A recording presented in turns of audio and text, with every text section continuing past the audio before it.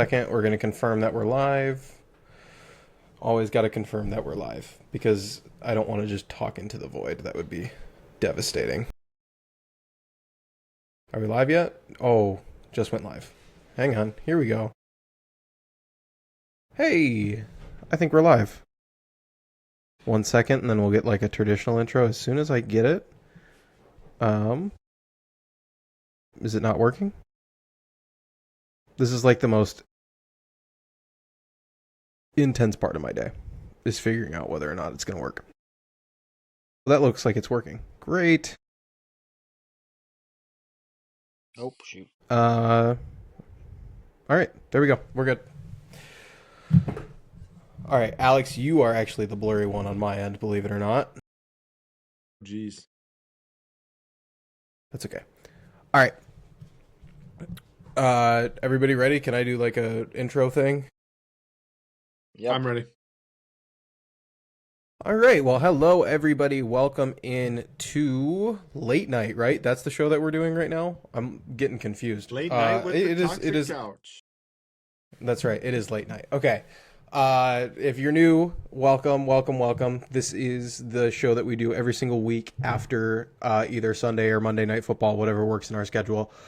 This week, holy crap, there is a lot to go over. There is so much to go over. This was a week for football for sure. Heartbreaks, obviously. We'll get into it. We're going to do what we do every week. We're going to go over the scores. What else? What else do we do every week? Just chat it up and go from there, right? Yeah. And yeah, cry basically. sometimes. And cry. Yeah, that's how I feel right now. Oh, we've got 4 people watching the stream right now. Hello to all those 4 people. If you're watching the stream right now, drop in chat, say hi. We'll do our best to answer all the questions, everything that you've got throwing our way. All right. Let's just get right into it, because why not, right? Without further ado, Rams 34, Panthers 31. Oh, hang on, Stafford Alex. went 24 Jeez, for- Alex, chill. You gotta let me get it up on the screen. I didn't know we were doing all that. Yeah, we do it every week. All right, there we go. Now it should work. Come on. All right, I'm getting it up on the screen. Perfect. Yes, there it is. Can we all see it? Does it look good? Yep. Mm-hmm. Great. All right.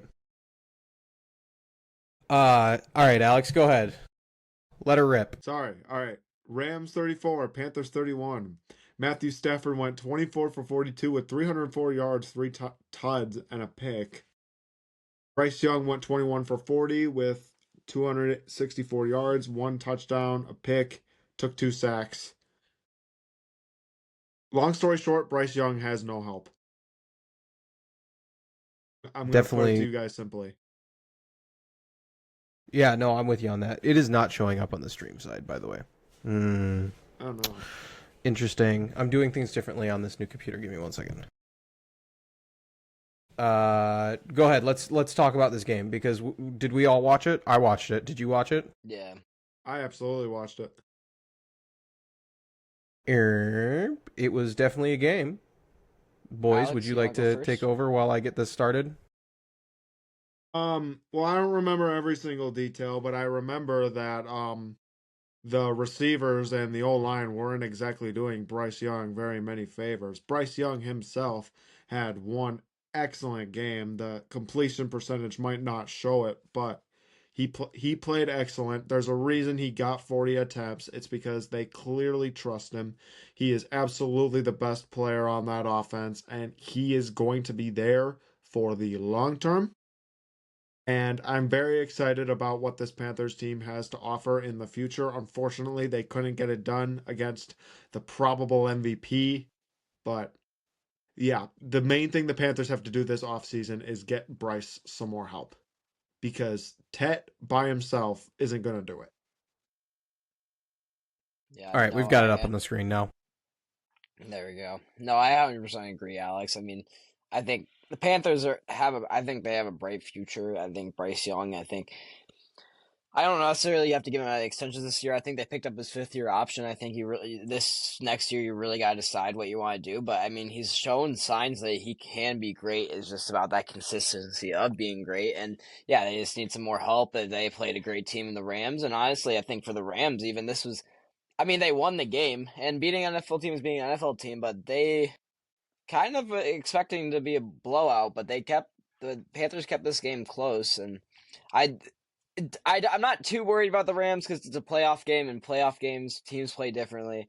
But I do have questions about the Rams when they get into a situation where they have their defense, especially on their backside, has to hold up, or their or even Matthew Stafford.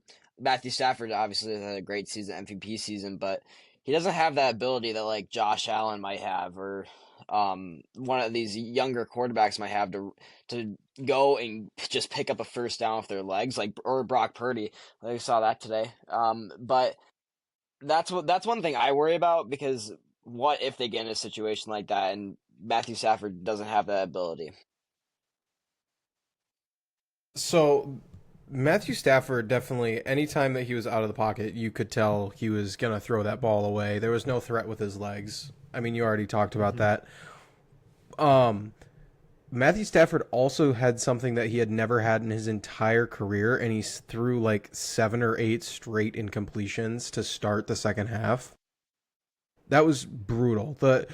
They, by all means, they should have had the Panthers dead to rights. It should have blown them out of the water, and yet here we are having a completely different conversation, where the Rams look incredibly beatable. Incredibly beatable. Maybe it's just a good matchup. Maybe because they've already matched up and the Rams lost the first time. I don't know. I don't know that much about football. I don't cover it every week or anything. Yeah. Overall, What do you got good. for I me, mean, it was boys? a very, very, very entertaining game. Good game. Both quarterbacks played well, and I think that the Rams are probably a. I think the result of this game is what we expected. Mm-hmm. Yeah, yeah. I don't disagree. I don't disagree with that. That seems like a good take for sure. All right, hang on one second. Let me get onto this one, and I'll intro Oh, it because the next game was a toughie. Here it comes as soon as it's up on the screen. Bears Packers 27-23 after Chicago hosts Green Bay. Oh, that was bad. Was not correct. What? What did I say? You said 27-23. 31. Thank you. I'm dyslexic. Yeah, no. It was pretty bad. 27-31. Jordan Love had a career day, becoming one of only 3 quarterbacks to lose a playoff game after throwing for more than 300 yards and 4 touchdowns. Caleb Williams had a similar stat line in the second half to Jordan Love, but in the first half had 2 pretty disgusting picks. Josh Jacobs never got going. DeAndre Swift had 1 touchdown on 13 carries. Nothing super incredible. Romeo Doubs had himself a day. 8 receptions, 124 yards. He is now a free agent for the Green Bay Packers, so that's something to keep an eye on. Colston Loveland, despite having no touchdowns, was the Bears' leading receiver. Holy crap, he was insane. Let's talk about some key moments. Brandon McManus. sucks. That was Took bad. my soul That was and so kicked bad. it wide right of the upright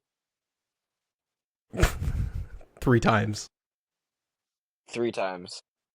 Something that I found interesting is Go ahead, Tanner. Go ahead. No, you go ahead. No. Thank you.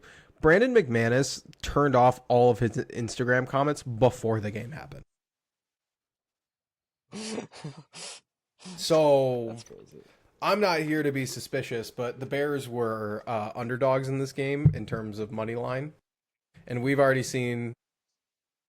Who wants to bet that Brandon had Bears winning? Yeah, probably. Based off of the way that he played. Oh, you could have. Oh, no, that was. You know, the NFL really needs to come up with a different script because, like, this is getting real old of the special teams. Packers special teams loses us the playoff games. Packers special teams loses us the division game. Packers special teams loses us a big game. Like, every time it's our special teams. How many times will I watch my special teams be special? I don't get it. It makes me so mad. It just... Oh, this is terrible. So on the regular show this week, I'm gonna basically be doing a shopping list for the Packers. Probably as we speak, I would guess that Matt LaFleur is having conversations on whether or not he will be staying or whether or not he will be leaving.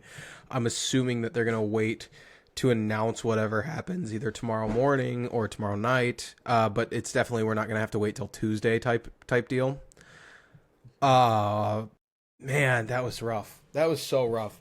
That was one of the toughest games that I've had to sit through and watch, because it's not that if the Bears would have blown us out, yeah, it would have hurt, but it would have been like, oh, they were obviously the better team.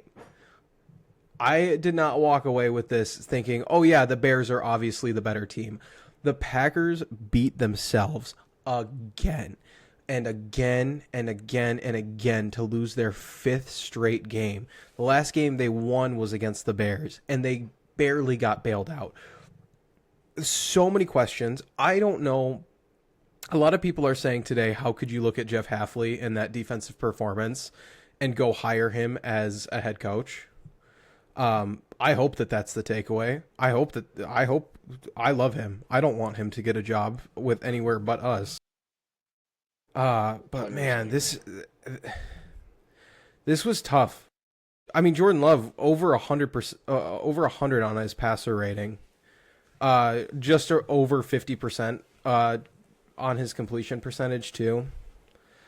So there are a lot of issues. Okay, and I've thought about them a lot, and I'm gonna put them in thoughts to be able to talk about them at a bigger extent. But here are some thoughts right away. Jordan Morgan is the worst first-round pick to ever exist, ever. I genuinely... It was 10 o'clock at night, and I was standing up screaming at my TV. My mom had to sit me down and say, they can't hear you. You're right. But I have a podcast, gosh darn it, and I am going to tell you exactly what I was saying last night. There was a play in the third quarter. Jordan Morgan decides, his big absolute buffoon dumbass decides that he's going to take the linebacker who's blitzing and let the defensive lineman who is 2 feet in front of Jordan Love go. Jordan Love is then taken down and hammered because this idiot decided to give... Okay, from the time that I was 5 years old, and I don't know if Butkus on the Packers offensive line coach is teaching them this, you never give up the guy who is closest to the quarterback. Ever. And his guy was the closest guy to the quarterback. And then what happens? And then, so Matt LaFleur sounds off in the middle of his press conference last night about this. And this is of course he's going to sound off about it. I wish Matt LaFleur would get on Jordan Morgan more. He was like, well, we can't be doing that kind of stuff. You're right. So here's my thought. There are a few people that I'd really like to see fired here. Number 1, Rich Bisaccia. Number 2, McManus should have been left in Chicago. Send him to Cancun. Get ready to learn Chinese, buddy. Don't come back. That's the best I've got for you. Get ready to learn Czech. Butkus, our offensive line coach, he's gone. He's got to be gone. We have had too many offensive line issues since David Bakhtiari left. I refuse. And from what I saw yesterday from Jordan Morgan, it's 100% a coaching issue. He's got to go. Jordan Morgan, bye-bye. See you later. Because the thing is our run blocking offense. Not enough people talk about this. Our run blocking was ass this year. I'm sorry. I'm just gonna say it. We had one positive rushing yard in the second half. And that all comes down to the offensive line. Jacobs. Exactly. And inside zone. But the thing is deep ball. Inside zone. Deep ball. Point. I have a huge problem right now when it comes to the way that the offensive line has been playing, because it genuinely should have never come down to this, ever. It should have never happened to where our offensive line can get no push on the front end. Our pass blocking, I'd give our pass blocking a B, but our run blocking I'd give an F. And after the loss of Tucker Kraft, it only kept going downhill. So, you know who I don't think should be fired? And this might be a controversial take. I don't think Matt LaFleur should be fired. I'm going back and forth on it, and I really need to sit on it for the next few days. Probably I won't have enough time to. But I don't think you should look at that game and say, oh, well, Matt LaFleur. I don't know if anybody wants to give me pushback on that, but... Yeah, I don't know. I'm pretty indifferent at this point. If they let him go, I honestly wouldn't mind. I think, I think the fact that we lost, I'm just going to say we lost to the Bears. Like, you lose like that to the Bears in the playoffs, that's like a death sentence in Green Bay. And I don't know how you can, Agreed. I don't know how you can, I think I heard James Jones say that today. I don't know how you can go in to today or tomorrow and talk to Matt LaFleur and be like, yeah, I'm going to give you an extension after that. In my opinion, I wouldn't mind them keeping him this year and not extending him and just see what happens this year and be like, well, this is your year to prove it or not. And if you can't do anything, then you don't have to say you're going to fire him. You're not. I think financially for the Packers it makes sense. I did see one thing online, which I don't necessarily think, oh, this is definitely what we should do, but I think it was something that was kind of interesting, that there is an option to trade Matt LaFleur, which I thought was an interesting option. We've seen that Sean Payton got traded. We've seen John Gruden back in the day, 2002, 2001. They traded the Raiders traded John Gruden to the Buccaneers. We've seen it. And, for the Packers, I mean, sounds like a crazy theory, but it could make some sense. We could get another first-round pick out of it. And if we want, I would say, like, if we want to fire Matt LaFleur, we're better off maybe trying to trade him before we fire him, Agreed. I'm 100% with you. And then you could give him a send-off, because I don't think I want any ill will with Matt LaFleur when we split. I'd rather it be a mutual, hey, we're going to go find you a better contract. It's not working here. It's not you, it's us. We're just not compatible type thing. I do think that we do have to, unfortunately, I say it unfortunately, the Bears' lucky season continues. But the thing is that it's no longer luck.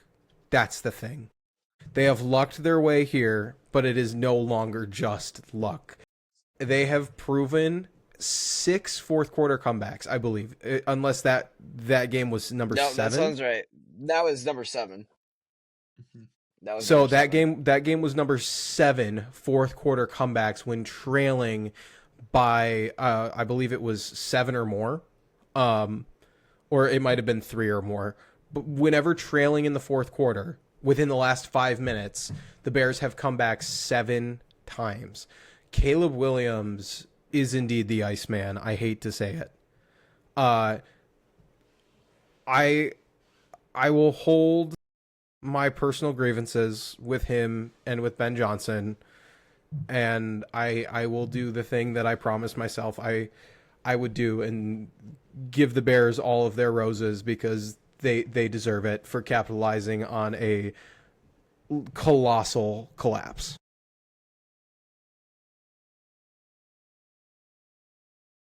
Alex, you're awfully quiet over there. Well, I just was letting listening you to us guys suffer. get all your frustrations out. I do want to bring up something about Matt LaFleur. I talked to you about it earlier today, Colton. I want to bring it up again with this time Tanner being in the discussion. I talked to you, Colton, about how for some Packer fans this might be a James Franklin situation. What I mean by that is Matt LaFleur might not have been the problem this season, but is he the solution going forward? Are they ever going to get to the promised land? Are they ever going to hoist the Lombardi with him being the leader? That's the question that they're probably asking right now. It's a great question. It's a phenomenal question. I it's so hard to tell. I feel like this season's so hard to judge Matt LaFleur on. Yes, we lost 5 games well in control in the fourth quarter. Yes, that is 100% coaching. But there are also factors that were 100% not coaching.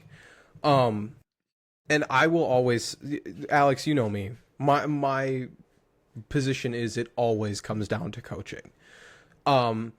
Packers made more mental mistakes, and that comes down to coaching. And LaFleur said it himself. He was like, "Hey, the O-line sucked, but I guess that's my fault, isn't it?" He's not a bad coach. He's not, and he's. I'm so torn because I'm not in the locker room, and I'm just somebody who's been in a locker room for a really long time, but I've never been under LaFleur. I don't know, man. I'm torn because I want him to be the one. If that makes any Yes. sense. I 100% agree. Makes a lot of sense. That's yeah. Mm-hmm. No, I'm torn because I want it to be him. It's like that relationship that I don't know if many people have found themselves in this situation. I've never been in this situation. But it's like that relationship with a girl that you have that you're like, man, I just want to try to make this work, and I'm gonna give it more time, and then you just get constantly stuck in this cycle of, well, what could be, you know? Yeah.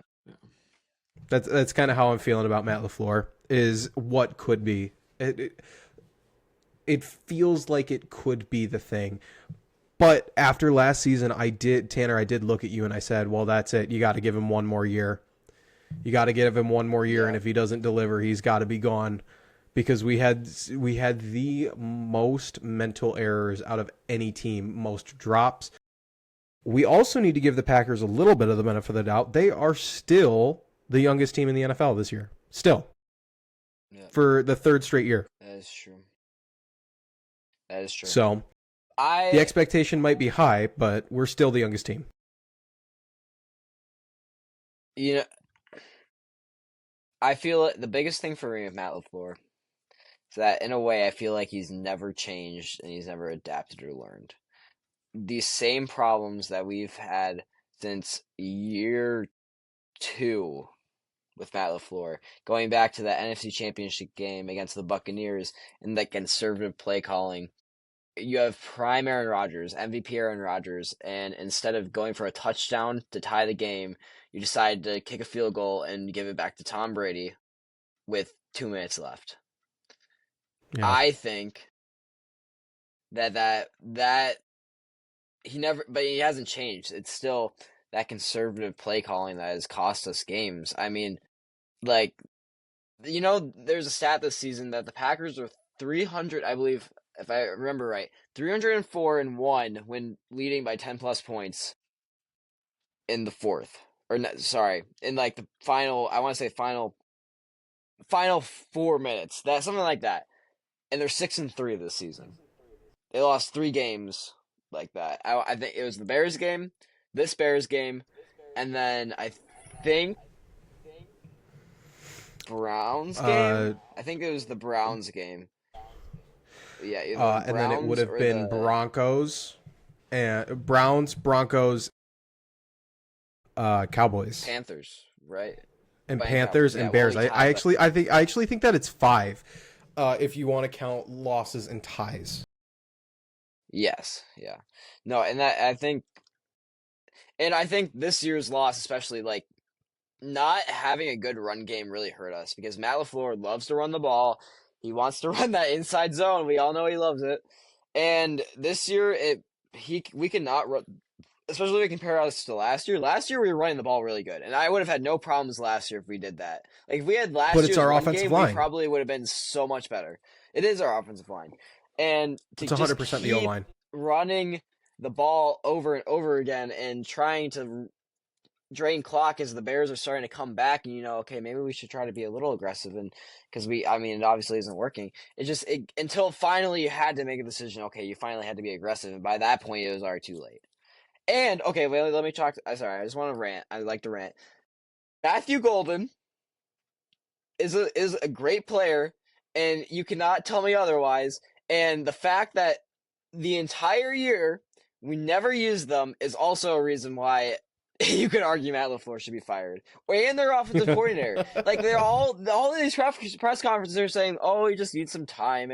He's not in our game plan yet." I mean, we had Jaden Reed and Christian Watson out for pretty much over half the season, and you're telling me in that time Matthew Golden couldn't have gotten like a few reps or even Tucker Kraft being out. I mean, you cannot tell me that you draft this guy in the first round just to be a decoy.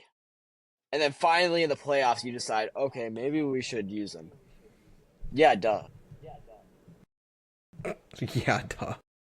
Yeah. Sorry, I just had to rant. No, you're okay. My camera and my microphone quit working, so I'm gonna have to leave and come back. But feel free to keep ranting. I'll be right back. I gotta fix my end. Be They're right working on my end. Well, I don't On know. my end. Do you have anything more, Alex, about that game? Well, I guess yeah, I have a question. I just have one. If you have one more thing, go ahead. No. Away. Ask your question. I was just gonna conclude this discussion with one more question. Who do we like in the divisional round? Chicago or the LA Rams?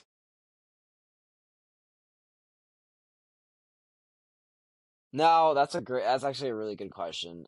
As a Did Packers you hear fan, what I asked, Colton? No, I didn't. What do you got for me? Who do we like in the divisional? Chicago or the LA Rams? Chicago. Oh gosh, Chicago has a fire and a city behind them. LA does not. I'm convinced that the Rams have no fans, and if they did, they left them in St. Louis. So yeah, I'm a be bold, and I still have time to think it over. I am taking Chicago in the immediate term, because Chicago has shown that they can hang with the big boys. They can, and they can win with the big boys as well. I'm gonna take the. I think I'm taking the Rams. I just feel like the Rams have a pretty decent run game, and I feel like that if the Rams can get ahead, they're not gonna make the same mistake like we did, and they're gonna be able to like win it out and pull it out, and I still am not a huge believer in that Bears defense. I mean, we really gashed them up in the first half, and I think we really kind of gave it to them in the second half. And we showed that even when we finally had to score points, and when we scored that Matthew Golden touchdown, we were able to score. So I don't know. It depends. But I would take the Rams. My gut says the Rams. Good question from chat. Biggie asked, How many times have we made the playoffs with him? We made 2019, 2020, 2021, 22. Wait, really? Not Did we make 22. 2023? That's Not 22. Yeah, there we go. Cowboys. 2019, 2020, 2021. So this is all prime Aaron Rodgers right here. And then MVP Rodgers, not to mention.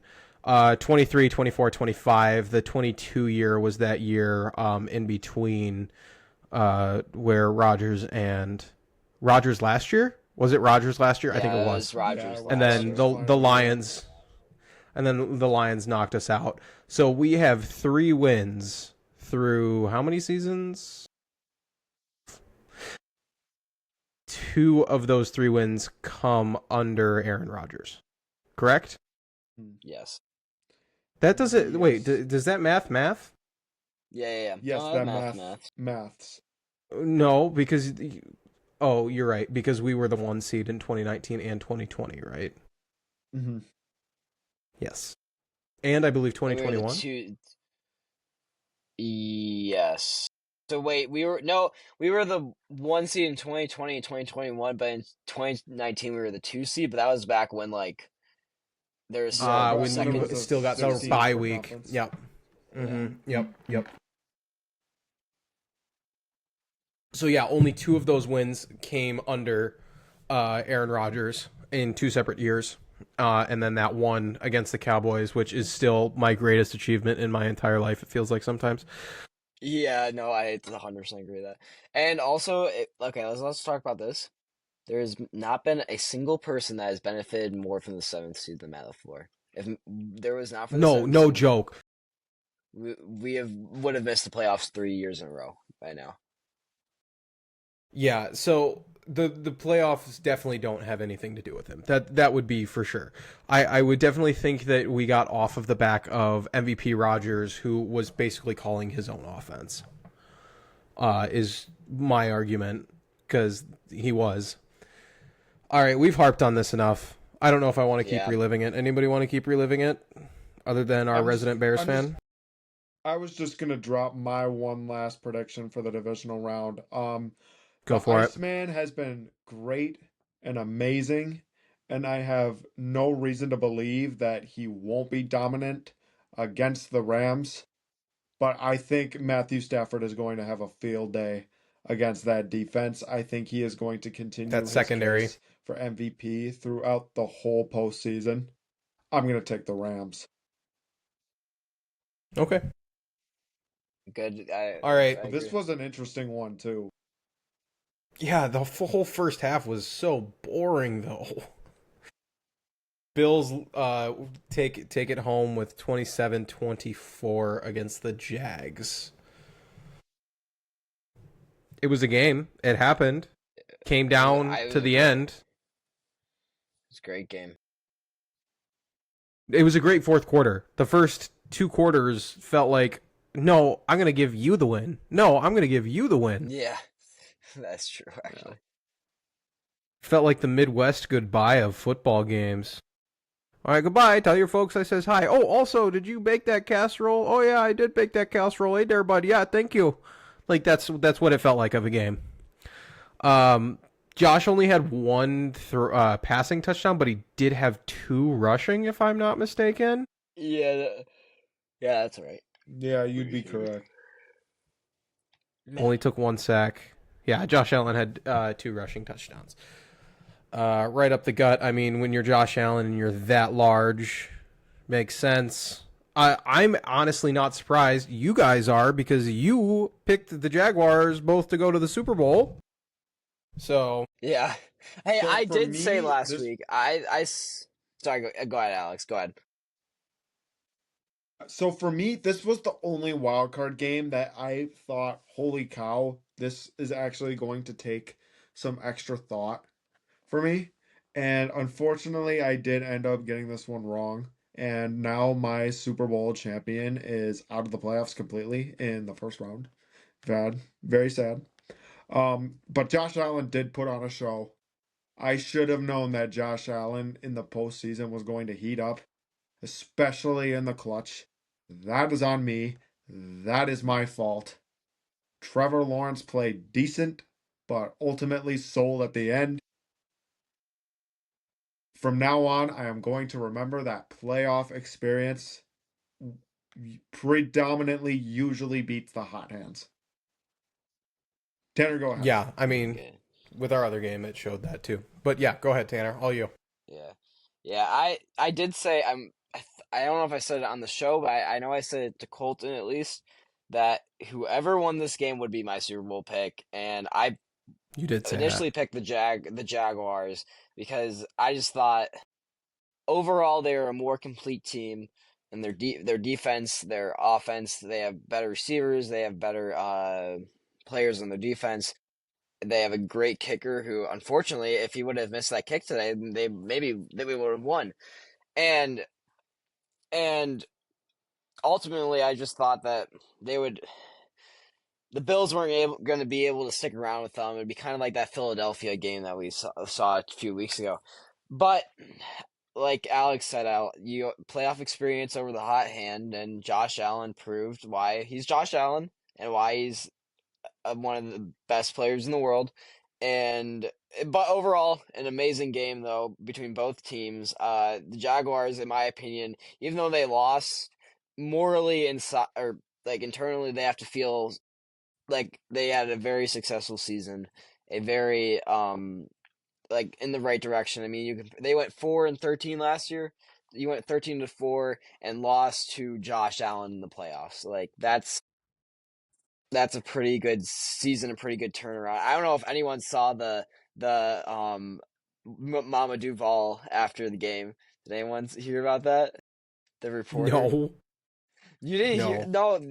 No. Liam Cohen is doing his press conference, and there is this. She sounded like a grandma, and she's like, keep your head high, Liam. This is a great season, great success, and I just amazing season. God bless everybody, and you go watch it. It was the sweetest thing. It almost made Liam Cohen cry, and it was like in my opinion, that perfectly encapsulates what you should be feeling like if you were a Jaguars fan right now, because you had a great season and it unfortunately had to come to an end, but you have a lot of high hopes for the future.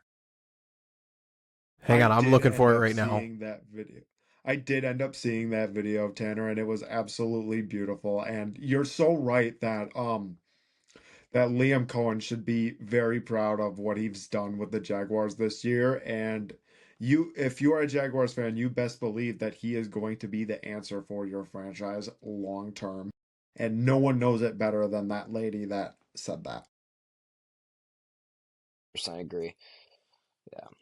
And I think they didn't do anything to lose that game in my opinion either. You know, it was just a great game. People made some great plays. It was just unfortunate that there had to be a loser in that game, you know. Yeah, just a heartbreaker at the end. There hasn't been a single team thus far that really deserved to lose in the wild card, except the Chargers, which we'll talk about later.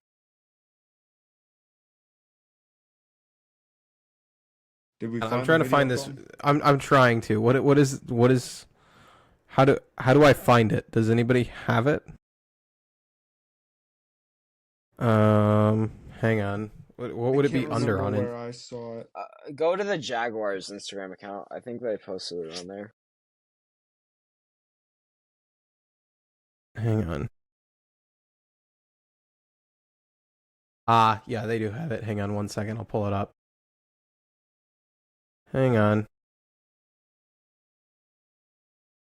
Here it is. All right. Let's listen in. Hopefully you'll be able to hear it. Oh, can't even see it yet. Love technology. Here it is. Can we see it yet? Can you guys see it? Yeah, I see it. I see it. You can? Okay, here it goes. Finally.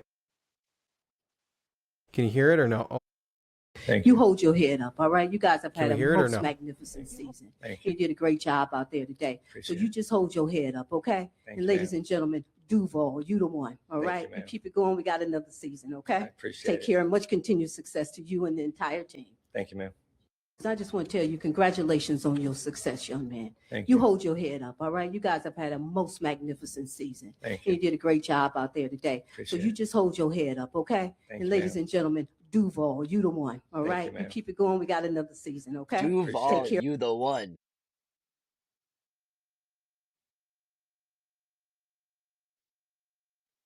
Yeah. Hey, can Yeah, you I still can see hear me? My Yeah, I was able to hear that. it says that my thing failed again, so I'm gonna have to leave I and know, I think that- re-enter. Yay! Yeah, I know. Love- It was like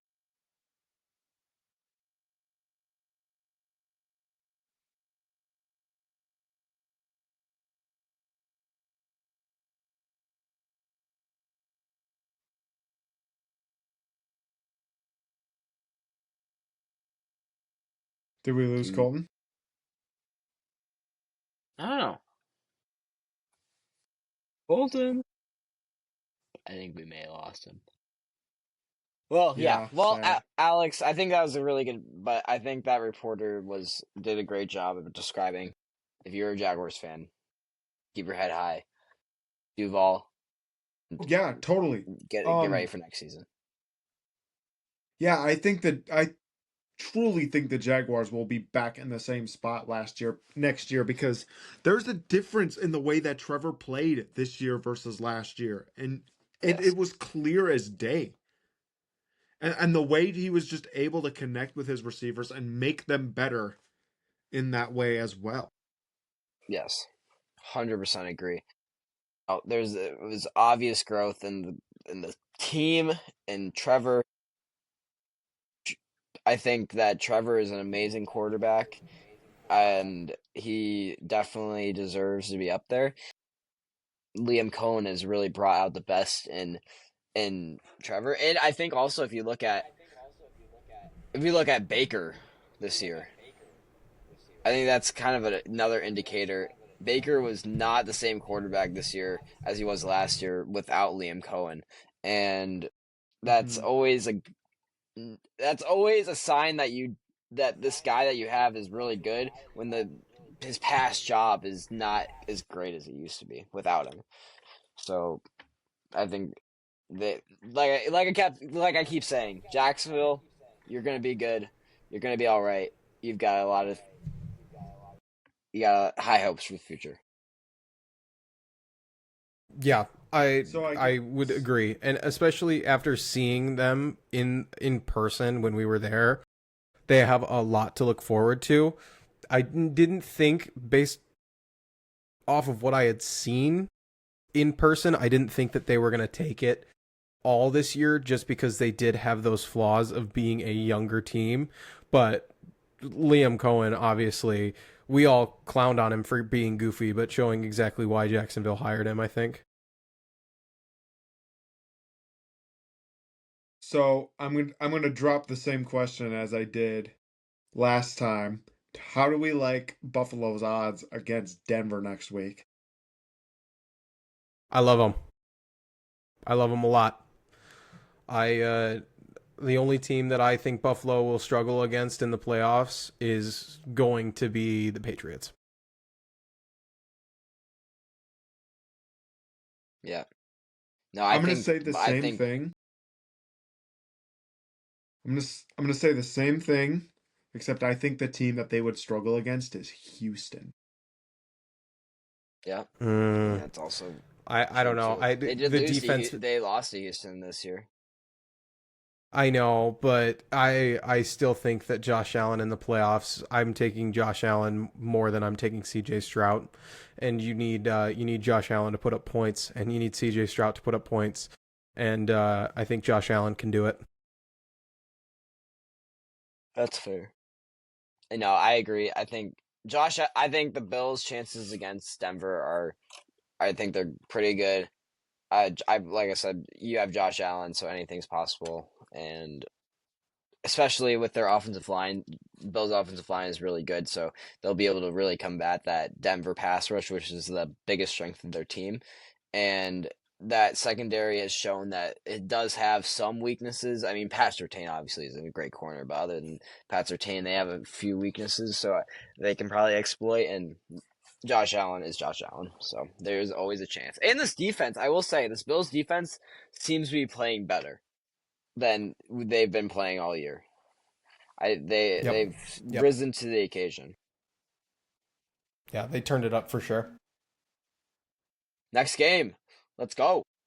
Next game. Alex, you want to cover this one? All right. 49ers 23, Eagles 19. Stats coming up quick here. Yeah, Brock Purdy, 18 for 31, 262 yards, 2 tuds. Jalen Hurts, 20 for 35, 168 yards, 1 touchdown. CMC had 48 yards. Saquon had a 100-yard game. Demarcus Robinson had 100 yards and a touchdown in his receiving performance. Yeah, this was a fun one. We all saw the trick play that happened early in the fourth quarter, right? Yeah. No, that was awesome. Yeah, just absolutely excellent play call from Kyle Shanahan, and plays like those are the exact reason I'm telling you Kyle Shanahan is going as far as this Niners depth will take him. Yeah. Yeah, but Oh, yeah, we got to talk we've about got George this. Kittle, This too. is going to be looming. As George Kittle suffered a gruesome Achilles tear during this game. Oh my gosh. I don't know how the Niners keep winning. And the thing is that the Niners definitely didn't look. Did you notice that their receivers were all over the place this this game, George and they Kittle couldn't figure it out took- because.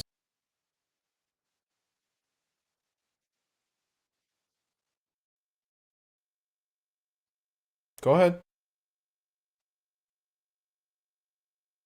No, I'm sorry, you You glitched out disconnected. on my end. That's yeah, you disconnected. That's why Yeah. I Okay. took over. So yeah, No, you're okay. Go ahead.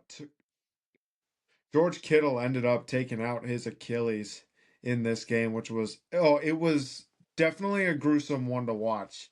Like I looked over at Colton while him and I were watching, and he couldn't even really watch. It wasn't good. Um, I mean, this will probably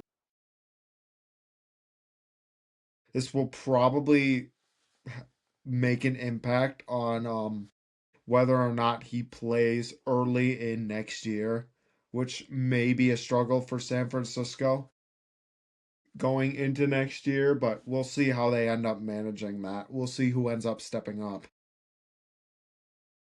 yeah. Yeah, they struggled at the wide receiver position a lot with their pass catchers, especially. They could not seem to figure it out, but somehow they still won the game. It, coaching, right? So Tanner, maybe this solves our issues. The 49ers have been stricken with injuries all season, Yeah. and they figured it out, and they've gotten the win, and we couldn't. So maybe that says more about their coach than it says about ours. Nope, that's actually yeah. Nope. I think Kyle Shanahan and Robert Saleh, what they've done this year has been absolutely unbelievable. Like, get this team. You're missing Brock Purdy for over half the season. Pretty much in the first 5 weeks, you already lose Nick Bosa and Fred Warner out for the season.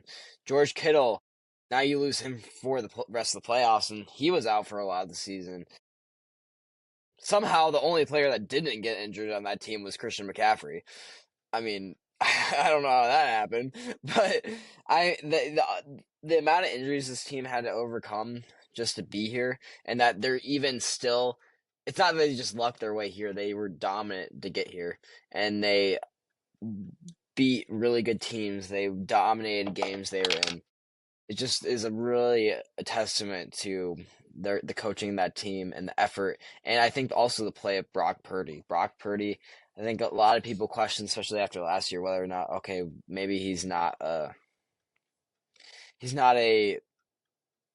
game-changing quarterback. He's just like a system quarterback, just a quarterback that just another Kyle Shanahan quarterback. But I think he really has proven that he's really not, and he can single-handedly go out there and win games and change the outcome of games that otherwise were lost. Yep. Brock Purdy is a game changer. I refuse to accept otherwise. I remember that argument. Oh, he can only throw on schedule. He could only throw on schedule. And then the year that they went to the Super Bowl, he literally had that immaculate rollout where he's off schedule. Or what about that off schedule throw against the Seahawks, who they now inevitably have to go face? I'll pitch that question to you, Alex, that you pitched to me. Seahawks versus Niners, who do you got? Oh my gosh. So yeah, this is the matchup that I had in my bracket, and I picked the 49ers. Um, the injury to Kittle is going to impact things a little bit. I'm worried now about, as the offense continues to get more and more depleted, how they match up against the dark side. It's really going to be interesting to watch. I really think that the offense will be up to the task, but so will the dark side. So it's a tough one for me, really. That's going to be the matchup to watch, though, is when the 49ers have the ball and when Kyle Shanahan is the one drawing things up for this team, because Brock Purdy is going to have to make things happen, which he is totally capable of doing. At the end of the day, though, this might be the best defense that they've played all year, and it showed back in Week 18. So, the safe pick is the Hawks, but I trust Kyle Shanahan a lot, and you could see why today. And so I'm going to be bold and pick the Niners in that one still. All right. Tanner? No, as much as I want to pick the Niners, and I believe and I love what they're doing, the Seahawks just are the healthier team, the more rested team, and the more not by their own doing, but because of all the injuries the Niners have right now, the more complete team. And unfortunately, it's one of those games like that Jaguars-Bills game. I think both those teams are amazing, but there has to be a loser. There's going to have to be one that's going to get kicked out, and I think, unfortunately, it's probably going to be the Niners just because of all those injuries. And the Seahawks, I believe, have a great roster and a great defense that can suffocate. When their offense is rolling, they're rolling, and if they can really run the ball really well, and if that defense can slow down that Niners offense and then just kind of sit back, run the ball, don't give up anything, I think that the Seahawks will probably end up winning that game. Well, let's transition over. Boys, I think it's officially time to declare that Justin Herbert is terrible in the playoffs. They say no. It's clear. Not even Madison Beer can save this man from the postseason. Yeah, this is pretty bad. He was 19 for 31 on for 159 yards. Drake May had one pick, arguably not his fault, but I digress. 17 for 19, 268 yards, and one touchdown. Despite the 16 being a low score, Drake May still puts up MVP numbers. Mm-hmm. Justin Herbert was their leading rusher, 10 carries with 57 yards. Drake May was their leading rusher with 10 carries and 66 yards. Ladd McConkey, leading receiver. Have to get a running back again? Chargers did everything they possibly could to back up Herbert, and they had another offensive lineman go down. It looked like Omarion Hampton was going to be back. He didn't come back. He played like 2 snaps, and then Harbaugh was like, nope, you're done. I'm gonna be honest with you. Chargers are frauds. No. Chargers no. are like Yeah, the frauds. Can't really disagree with you there. I Tanner, disagree. you can. What do you got, Rain Man? The there has never been a team to ever win a playoff game with the offensive line as bad as the Chargers. The offensive line of the Chargers ranked 32nd in pass protection this year and 31st in run blocking this year. That's terrible. And that is just absolutely terrible. And when you lose two of the best offensive linemen in football that are on your offensive line, there's really not much you can do. And I know it's pretty hard to defend Justin Herbert, but I will always defend him. And, there's only so much you can do when you get sacked 5 times. He got sacked 6 times, actually. Okay. Hey! Look who got sacked 5 times, though. So may I interject, Tanner, and say Drake May also got sacked 5 times. Yeah, that's also true. Yeah, I don't know. I still believe in Herbert, but as a Herbert fan, I'm really sad. But also as a Drake May fan, I love Drake May very much. I am happy for him. The Patriots I never thought I would actually be rooting for the Patriots, but I kind of am. I really enjoy this Patriots, the Drake May, Mike Vrabel. I just really honestly, I wish we had Mike Vrabel. I wish the Packers had Mike Vrabel. Because Agreed. he is just Agreed. a really great coach. I don't know if anyone saw he had his lip was bleeding from hugging Milton Williams, and he's going crazy over it. He's just getting so hyped. He runs over and is like, "Look at what you did to me! Look at what you did to me!" And that passion is just amazing, and that passion paired with his ability to coach, I think, is something that makes him probably one of the top 5 coaches in the league. Oh yeah, I can't believe they let him get away with not being a coach. I have no idea who thought that was a good idea. But yeah, we're gonna pass on Drake May. That sounds like we're gonna pass on Drake May. We're gonna pass on Mike Vrabel. That's just gonna be such a great idea, right? That's honestly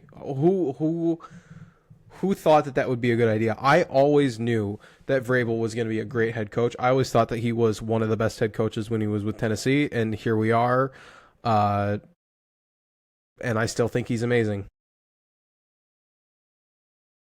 Yeah, no doubt he's one of the best. I saw it for many years while he was in Tennessee. I had to deal with his coaching. It is something. And the way he was able to get that 1-2 punch of running backs involved all year, I watched and I am like, holy crap, this is just like what I watched when Derrick Henry was destroying us back in Tennessee under his coaching.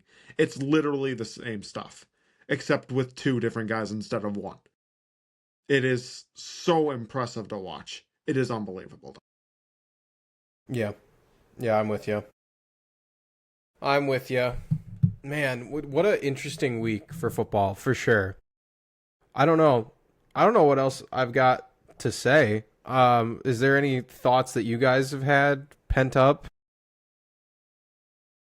We kind of went through it about half the speed, twice as fast as we normally do. What we need to do still is we got to preview tomorrow's game. Yeah, we could talk about tomorrow's game. So tomorrow's game is that's going to be the Steelers. They are hosting the Houston Texans. Aaron Rodgers versus CJ Stroud. That defense versus that defense that used to be that defense. Yeah, it's a game that's happening. I mean, I don't think that it's any competition. I don't think that Aaron Rodgers is going to be buried. I genuinely think Will Anderson Jr. will put him 6 feet under. I don't think it's competitive. I don't.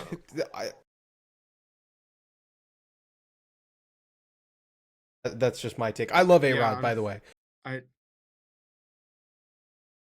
Y'all just got to remember how dominant Pittsburgh is on those Monday nights. But obviously the safer pick is Houston with how crazy that defensive front is. They literally have the 2 best edge rushers left in the playoffs right Yeah. That's correct. No way. Well, Bonito's still in the Yeah. playoffs. He's pretty good. now.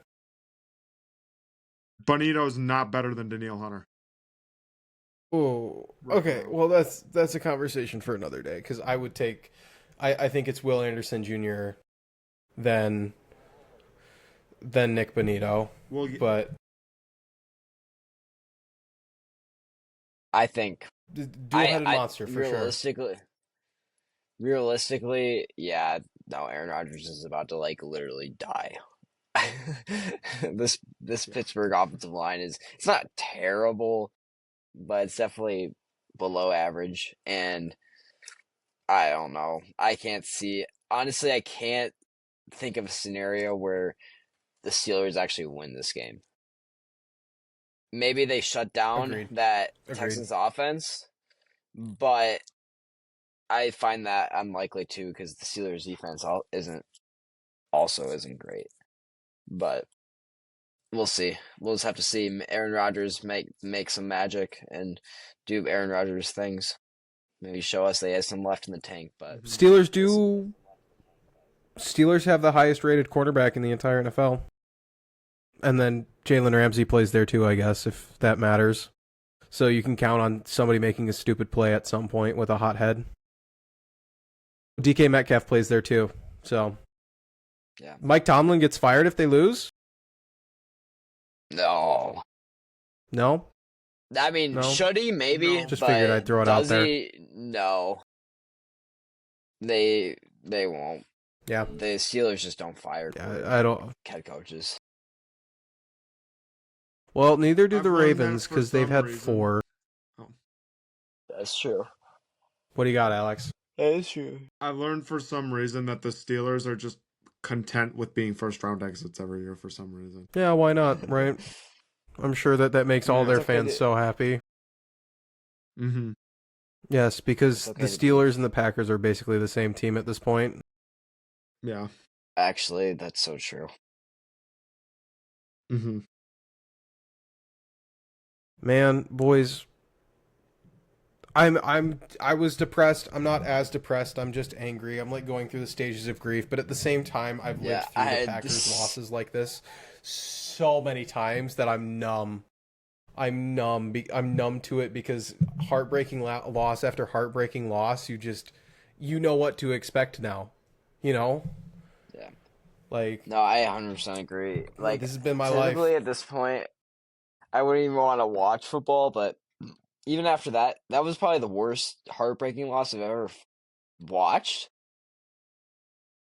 I can remember watching, So and now that they'll- wasn't. They'll I didn't- one up it next year. Yeah, and I feel like I didn't even feel anything. Like I just was like, man, they really just did that, and I just went to bed, and I was like, yeah, well, I guess they did that. didn't Amaya they? woke me up this. Maya woke me up this morning and said, "Were you crying last night when you came to bed?" And I said, "No, maybe a little." Oh no! It honestly, I don't think it hurt more this time. I think it hurt as much as it does every time, because the thing is that despite the fact that it was the Bears, I literally could care less because it directly impacts my life. But I could care less if it was the Bears, if it was the Lions, if it was the Seahawks. If it would have been a loss like this, it would have sucked. You know, I don't know. Obviously, more thoughts to come, more in-depth on the actual show this week on Thursday. At least your Maybe team news. made the playoffs. Yeah, at least your team didn't have to embarrassingly lose in the playoffs. I would argue that that's worse. We lost each of the last 6 weeks. I would argue doing it in the playoffs when there's actually something at stake is worse. Hey, at least both our teams have second round picks. Ooh, that's a Yep. great question. That's So right. do you root for your division? No. No. Are you kidding me? Alex has a good theory on who to root for after the Colts get eliminated every year. So what I typically do is I root for the oldest quarterback left that does not have a ring. So right now that would be Josh Allen. If he gets eliminated, that would be Sam Darnold. If Sam Darnold gets eliminated, then I can't remember who's after that, but I tell you what, that's what I do. Probably Purdy. I have. Maybe, I don't know. I started a tradition where I buy a jersey of the Super Bowl winner of whoever I really like on that team. So last year it was Saquon Barkley. I said if Saquon wins the Super Bowl, I'm going to get his jersey. So now I'm just going to do this consistently. So whoever wins the Super Bowl, if there's a player I really like, I'm basically going to go through every single team. I cannot find a player that I really love on the Bears. Like, I loved Justin Fields. I loved Mitch Trubisky. There is not a single person on this Bears team where I'm like, yeah, I really like this guy. Maybe Cole Kmet. Maybe. Actually, Actually, what do you got? I want to point out one. Jalen Johnson. He's the only player in the Bears that I've seen he's been super classy about this. After, I don't know if you remember when Christian Watson tore his ACL last year. Yes, He was you're like, right. And over him, praying him. Yes. And then at the end of the game last night, he went, instead of going and celebrating with this team, first thing he went to is went straight to Christian Watson and talked to him. And like, as Christian Watson's kind of going through it, like, kind of like used to the shock of losing. And, I respect him. I respect him a lot. And, and I think I think that is very classy, especially it's not just, it's the biggest rivalry in sports. So to be able one to of the be biggest civil like positions in that sports. and be really classy. Yep, against the guy that you line up across every play. Yeah, I'm with you. But exactly. I did say, and I mean this as no disrespect to the Bears. I hated Caleb Williams when he was in college. Okay, this is not Tanner. You know this. I've told you this. You have known of my Caleb Williams hate for years. And I said if he went to the Bears, it would be the icing on, or the cherry on top of the icing, and then the icing on top of the cake. I am willing to say this, and you can clip this. You can hold it against me. I am willing to say that I am not confident that the Bears are going to win the Super Bowl. But if they do, I will wear a Caleb Williams jersey live on stream. Heck, I will do it for the whole week after the Super Bowl. I will show up to school in a Caleb Williams jersey every day if the Bears win the Super Bowl, because I don't think they're going to go. That's what I'll put on the line. And we will hold you to that. That's a good bet. I will make a bet too. That's what I think. I will equally, if the Bears go to the Super Bowl, and are we going or winning? Winning the Super Bowl. If the Bears win the Super Bowl, winning. I will wear a Caleb Williams jersey. I'm trying to think. I can't wear one to school. I will wear one. Yeah, I'll wear one on stream. They'll probably let you. Yeah. And I'll wear one.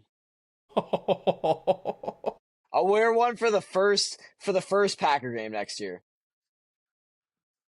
Well, that's a good one, which will probably be Packers Bears, honestly.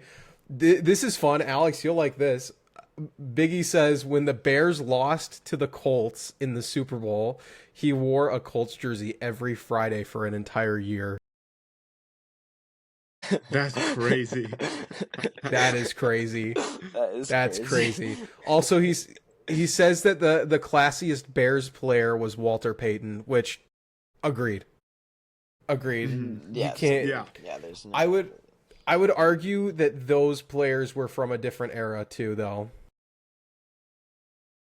Oh, the bet was wear a Colts jersey or you would have to buy your boss lunch. Oh, so wait, hang on. Wait, what? It was either wear a Colts jersey every Friday or you had to or he had to buy his boss lunch. So what Colts jersey do you own? Do you still own it? That's my question. Buy his boss lunch.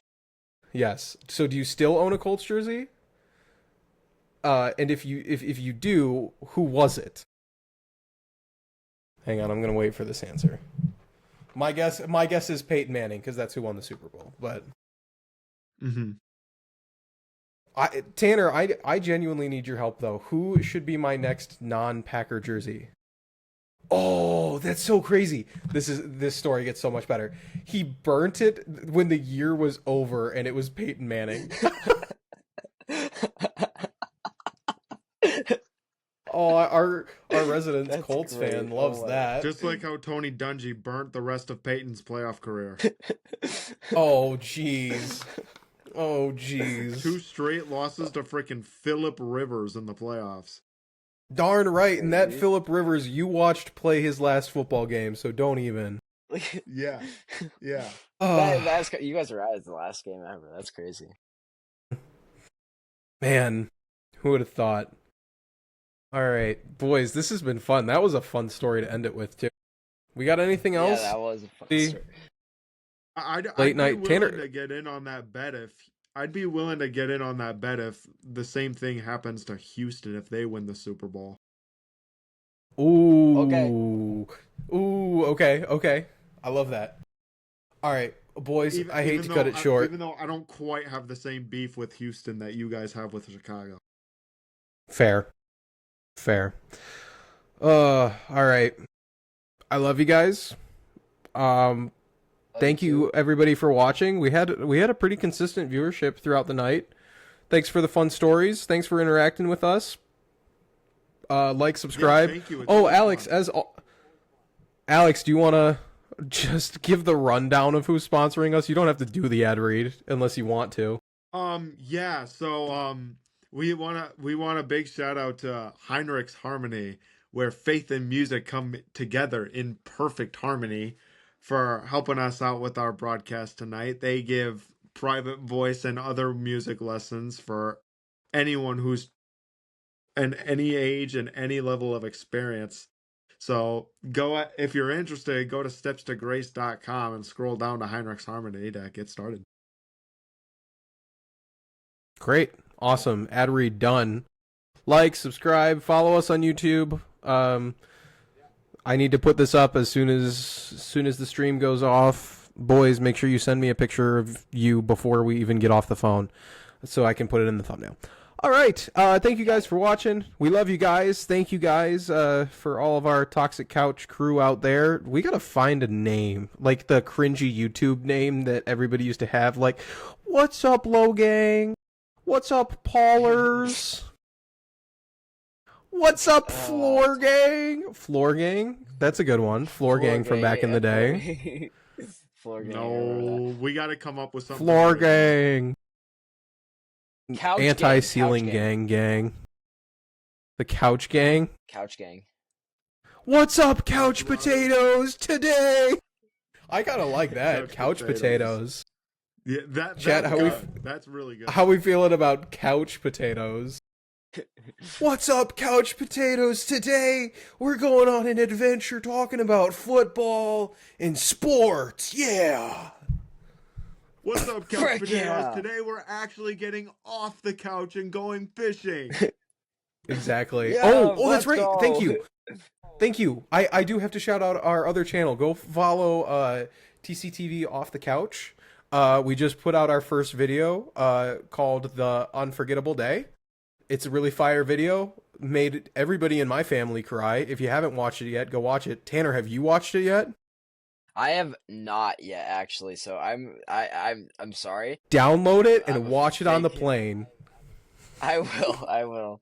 Actually. I feel bad. You're in that video, Well, by the way. I know. You're in it. I know I am in the video. No, I have not watched it yet because I saw it was like 30 minutes long, so I want to be able to like sit down and actually like rewatch it, like watch it and like remember it. Yes. Because Yes. it was 35 minutes and long. also part of it. I'm just excited. That was just such a cool day. I can't spoil it because people have to watch it. It was. You have to go watch the video. But when my dad got to rewatch it, he cried. He literally cried on the couch. I'm sure he did. We did this. See, we remember how I said the Midwest goodbye. Now you're gonna get me on a rant about this because this is the only time I'm gonna have to be able to talk about it. So we went on this trip down to Florida. That's why we missed late night last week. That's why we missed the show 2 weeks ago, because we've been in Florida figuring out our technology issues. We went out fishing, obviously. Huge day. Man, yeah, that was that insane day. If you haven't watched it yet, please go watch it. If you're on YouTube right now, I'll tag it at the end of the video and reference it over that way. Man, yeah, that was such a fun day. How are we feeling? Anything else? I don't know. Sorry, I went on a rant. I'm going out of the country tomorrow, so it's cool. Yeah, that's right. You get to go overseas, have fun. Where are you going, Tanner? Going to the Where there are no Bears fans. No Bears fans. He's going Colton where there are literally- no Bears fans. No more Bears fans. Get out of this Where would country that be, fast though? as I can. The Netherlands. Leave. Oh. I'm leaving the United States because I cannot handle the Bears fans. Get me out of here. Probably Donald Trump somewhere. I don't know. Yeah. These Bears. Oh, it's like Chicago is not Honestly? beat the Packers. Okay. Well, so much for saying goodbyes, because now I have a different thought that I want to share with you. Is the Bears' success because the Pope is a Bears fan? Remember when I told you the Pope was a Bears fan? Do you remember when I said the Pope is a Bears fan, the world is about to end? He actually may be the Antichrist. Do you remember when I said that to you, Alex? And you laughed in my face and you said, that doesn't have anything to do with football. Look at what just happened. The Holy Father has blessed the Bears. Okay, sure. Tell that to the holy water in the end zone of the Pittsburgh game. Yeah. Well, that's because they mocked it, bro.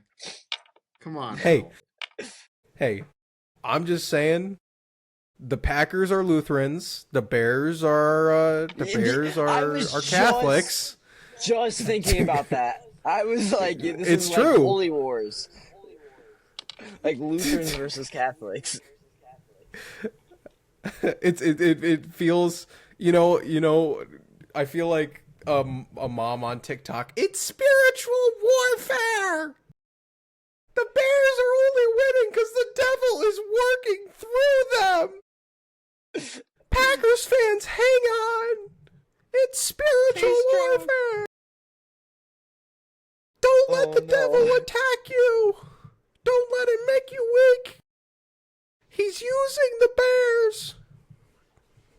I don't know. No, I think we're on to something. A predominantly Lutheran state and a predominantly Catholic city walk into a bar. What happens next?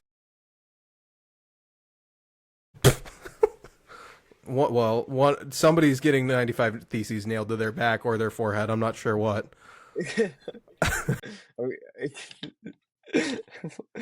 Oh gosh. All respect to the Pope, by the way. I must say, I did make a bunch of jokes about it, but having a Pope that's from America and that loves sports is good for the world. Have to say it. Yeah. Having a Pope that loves sports, that's good for the country. That's good for the world. Having a president that loves sports, good for the country, good for the world. So we love sports. Sports. If people in power love sports and talk about sports, that's a good thing. We love sports. Yes. Sorry, Alex. That was a little rant. Was it necessary? I don't know. We'll see. No, there was no. Is the entire show necessary? No, that's the point of late night. Absolutely necessary.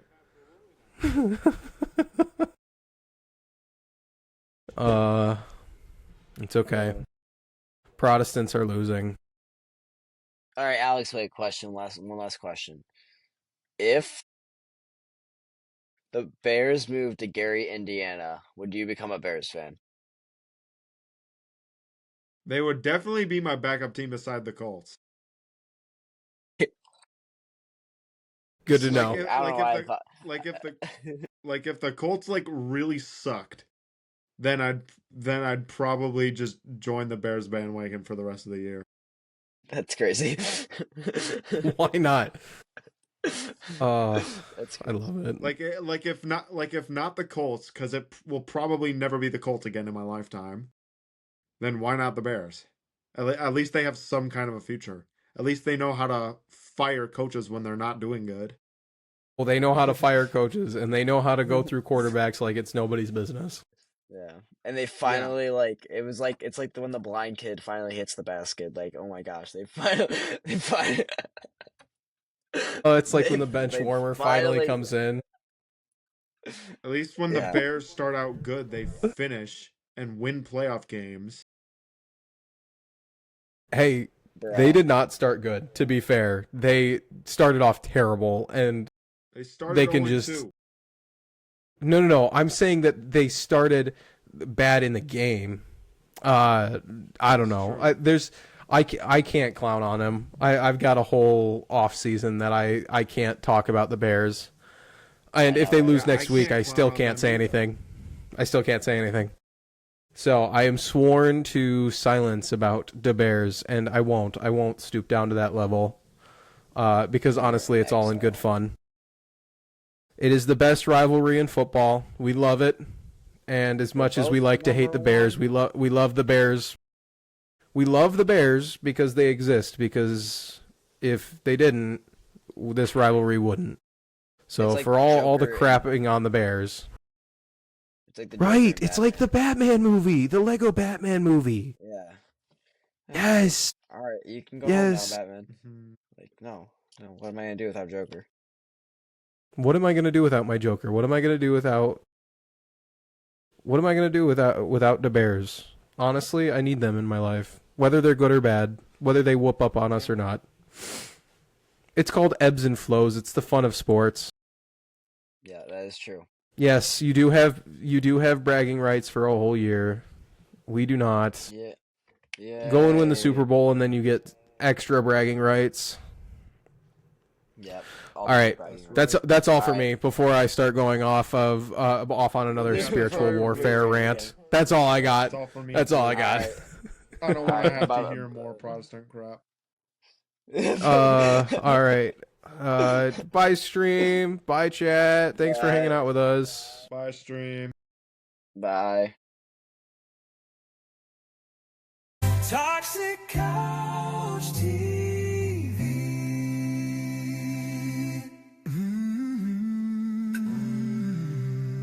Stay tuned, folks.